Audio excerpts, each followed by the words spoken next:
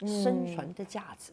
我人生的生存，为什么这个价值是我定义是我对我自己认同，我有本事，还有我背后我有家庭，我要让他们好好的，对。我负担很多，我2个肩膀很累，我必须要撑起来。你一句话不能打倒我，从来不行，从来都不会。所以不仅仅是一种忍耐和忍受哈，我要做给你看，让你改变。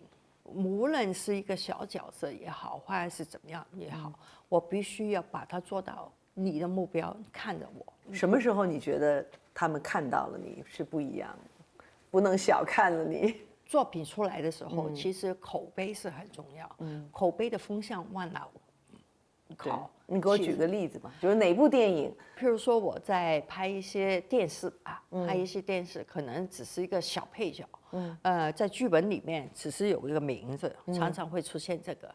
可是你要怎样把这个有个名字的演到最后面，重点放在你身上，观众导演舍不得把你剪掉，观众能够也会因为你会去，会评论你，那如果你妥协了。你就是有个名字，而你不妥协，你要花很多精神，花很多时间去把这个研究，然后不让现场的人讨厌你去抢，不会让人家觉得，哎，你互相给戏，人家会感谢你，这是很难做，很难做，很难做，又要表现自己，又不能让别人感到受到威胁，其实很累，我每天都处于这种环境里面，但是只要有一点点空间，就要去表现，能够自己的这个能力。你不能去伤害到人家的福利，可是你不能够因为这样而把自己变成透明，对，绝对不能透明。每个人都要有自己的一个位置，一个价值。这个价值你怎么样去把它放在表面上能看到？其实是用很多。你能给我举一个例子吗？就说刚才这个电视剧吧。你演一个什么样的小角色？你要怎么样能够出戏呢？就是一个师奶，就是一个师奶，就是师奶就是师傅的师，奶就是奶奶的奶师奶啊，师奶啊，师奶，师奶就是这师奶，对，在戏里面师奶，你说多空泛，对，都没有就没有，如果你没有去放心下去，你就变成师奶，对。跟个枭雄里面，最终也是出现了非常口碑好的，就是这个师奶，对，这也是要做很多功夫。对，后来第二，我律叔叔拍了李监制的好几个，然后有一天我就问他，我说，哎，我真的不服气了，因为我快离开了，我不再拍电视剧。我真不服气，为什么你老是给我的都是连个名字都没有，什么都没有，然后也是篇幅里面都很多。他说，我就相信你 OK 的，对，这就是价值，对，这是价值，对，其实很人家知道能够期待和。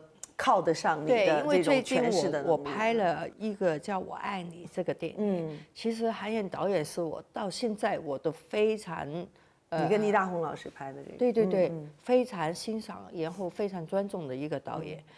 那拍的时候，其实他就当我是透明他真的有时候就这样过，也没怎么跟我讲多少，然后拍完之后，最后我。庆功宴那天我就问，他说你没毛病啊，那演员也是要给点，我当然知道我没毛病，可是你关注我一下我舒服啊，你赞美我一下我舒服啊，其实我都已经习惯，人家不用赞美你。因为你没毛病，因为你总是能够对，因为我已经超标准的达到好了，安排好所有东西。可是人就是很奇怪，小孩吧，回到我就想你给我一颗糖舔一舔，然后他一直都没表现，给我一颗糖我就问了，然后他说我觉得你没毛病啊，为什么要跟你说这个话？哇，我当时就心里当然我知道，可是我很甜，对，又骄傲啊，又有一点小失落，对对，是因为演员是特别需要回馈的，是的，演员的内心是很容易失去平衡的、脆弱的，所以好的导演应该是知道很好的去跟演员要回馈的，哪怕他没毛病，也应该去回馈的。不要老是说我是一个老演员，不需要，其实需要的，我觉得每个人都需要的。对。所以事隔21年再次拿到金像奖，最佳女演员的时候，你真的没有准备吗？还是说你自己内心还是会，其实知道自己有能力得这个奖的？其实我从来不做没有计划的事情。不是说没有把握，是没有计划。我每说一句话，其实我在这里才出来的。那你说我是不是没有想到我自己会拿呢？我当然是觉得自己是最弱的那个，可是我在这个过程里面有贵人在帮我。我1个月我做100多个访问，就是希望能够冲声音，让人家去看到我这个电影，虽然是小电影，可是你要注意到我这个电影，注意到惠英红这个改变。那所以我真的有时候我身边常常都会出现一些我叫贵人就来帮我，无条件的帮我。因为你说100多个访问，100多套衣服，其实你承受不了。他就帮我去抓很多那种 sponsor，然后也帮我去安排很多访问，然后帮我这个声音冲上去。我曾经问他你为什么？因为我跟他只是以前的公司里面不同部门，他会觉得他说因为我一直在留意你，很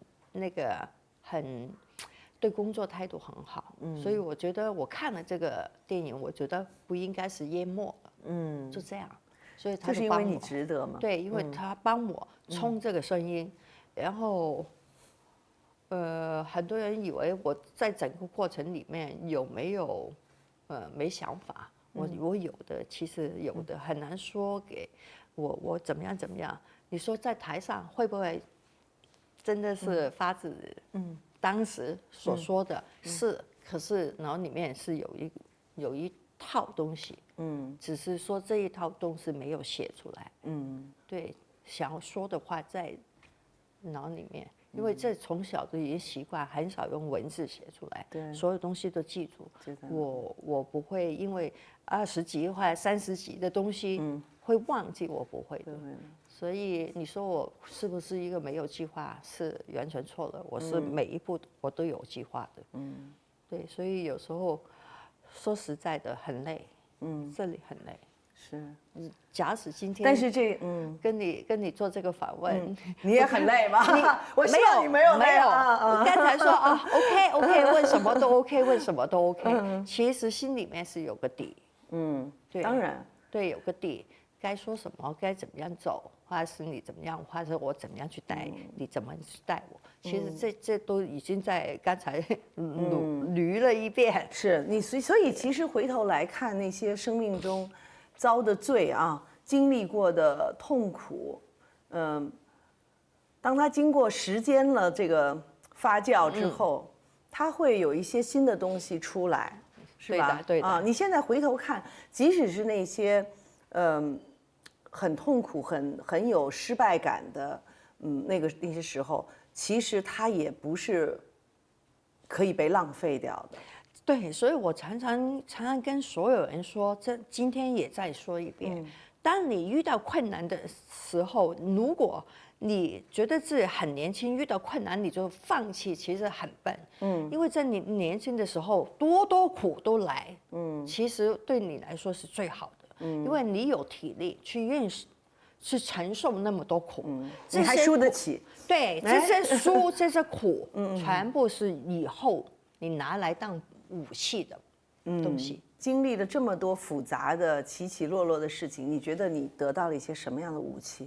譬如说，在社会环境里面，什么变化，我马上可以去用那种变化去生存。你能够看得到变化，对，我比人家看的还前一点。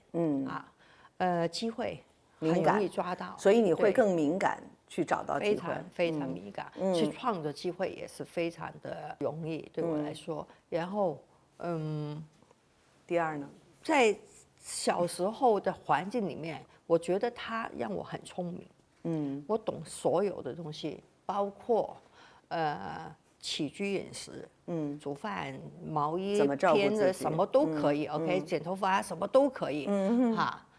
书我虽然没进学校，可是我英语还看得 OK 的啊。然后人际关系，我是非常拿手。OK， 因为这是一个生存的法则。在控制环境危机上，我很冷静，变得很快。我觉得这也是我的优点，也是我小宇宙的一些东西。然后看的东西，可能你们是用这个角度，可能我就是这个角度。所以我会经历的多了，看得很宽。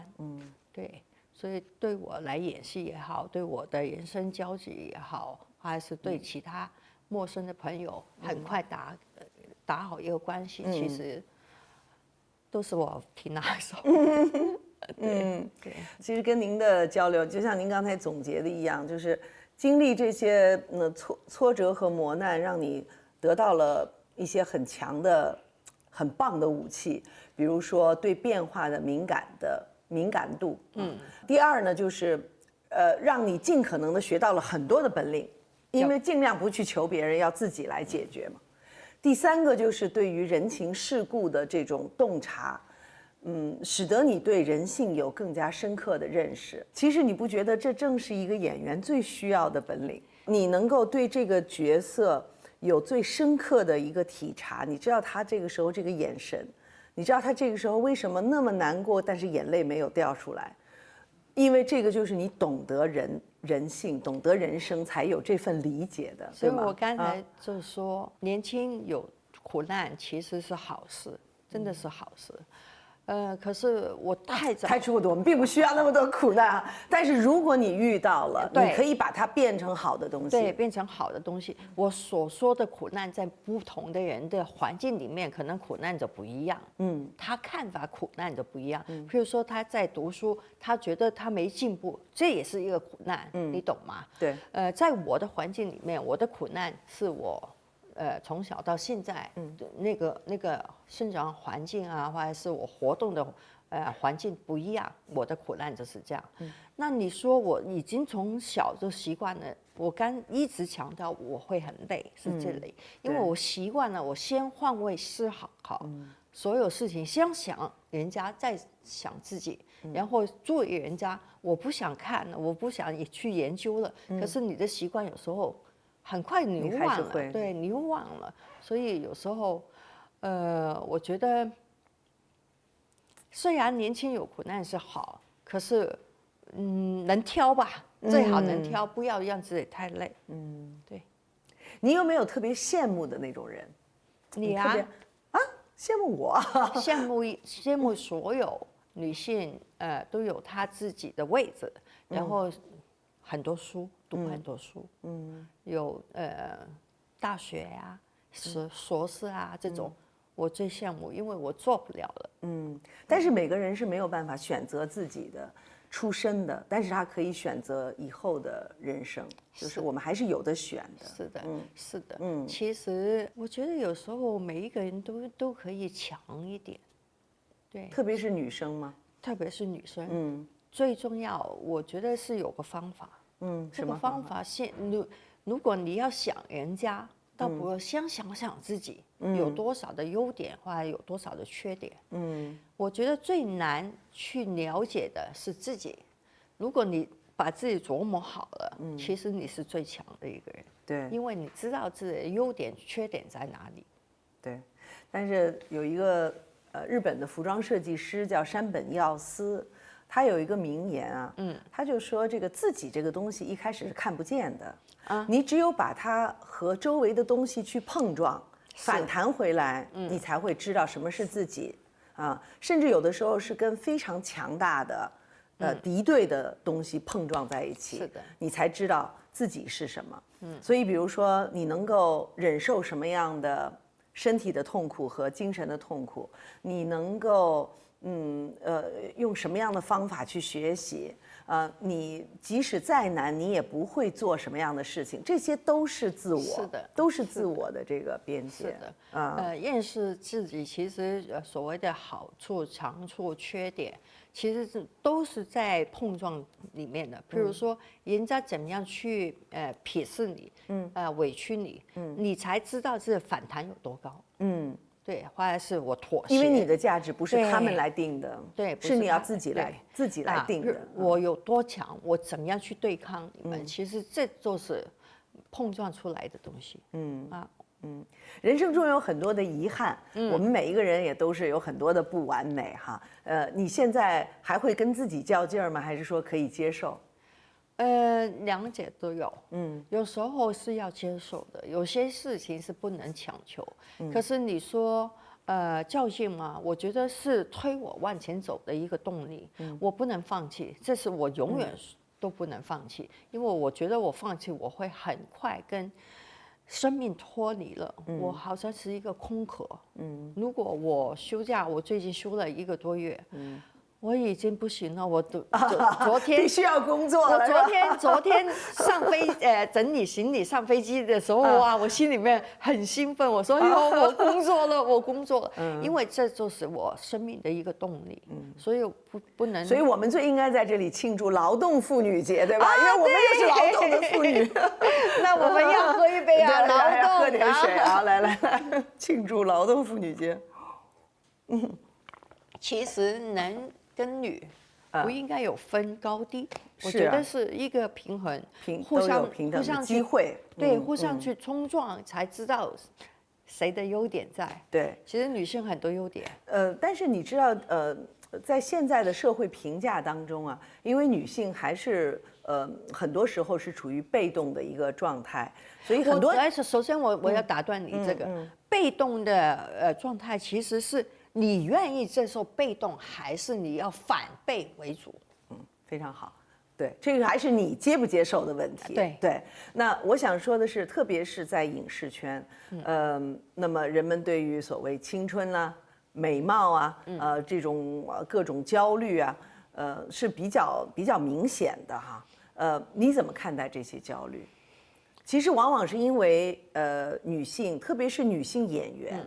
在被挑选，她常常是处于人生当中被挑选的这样的一个位置，所以他们会觉得啊，青春、美貌、身材啊、相貌、容貌等等等等，是他们的一个竞争力。所以一旦要失去的时候，就会惶恐，就会焦虑。以前我试过有很短时间有这个焦虑，觉得自己我还没老，为什么找我的都是要当妈妈？